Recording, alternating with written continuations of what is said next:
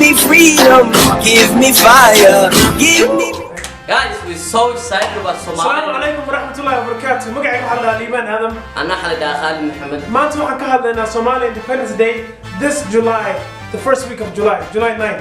ما شاء الله سو قال سو دوادا نلا باشارة ونني بهاي ومالين فرحة إن أنا لد بالدكتان community guys كوي ما دان هل أنا قنو وما تقنا سكوني ما أنا فرحة كودا. waxa imaanaya kumanaan qof oo Soomaali ah ajnabi ah dad walba imaanaya magaaladan siyaasiyiin baa imaanaya xayawaan baa la keenaya ilmihii baa lagu ciyaarsiinaya meesha waxa la tusaya dadka Soomaalinimo iyo midnimo la tusaya farxadda sida u jeedin geelkeeda iyo dadka faraxsan iyo shacabkan iyo baarnakan oo iska shidan sida u jeedin marka really it's one of the greatest events that the Somali community does here in Minneapolis.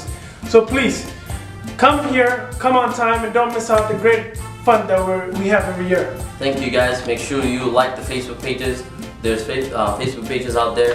waxaa also jira mataqaana flyeryaal oo ku arki doontaan meelasha moolasha iyo mataqaana iyo meelaha Soomaalida businesska ku leedahay insha Allah flyerka waa kana xagga u jeedi wax yar oo xagaasaya right here u jeedi wax kasta waa kan also metro transit ayaa waxay bixinaysaa maalinta free rides so hadda meelaha area-da degan tahay free rides ay helaysaa around Minneapolis laga ah so markaas basaskaas public ah maalin kasta lacagta ku ridid mashiinka maalinta kuma ridaysid because Somali Independence Day bayna la dabaaldegayaan maalintii Soomaalida xornimada qaadatay kooda Luulyo markaas waxba ha ka fakirin haddii ride aanad haysan baska hore soo kac baska ku keenaya insha Allah waa free rides meesha ka soo meesha ku imaanaysid iyo hadda si noqod kaba so insha Allah ka soo qaybgal. It'll be a very sunny day waxay noqon doontaa maalin aad iyo aad u kulul Somali Independence Day waxa ka helisiin free ice cream so don't miss out.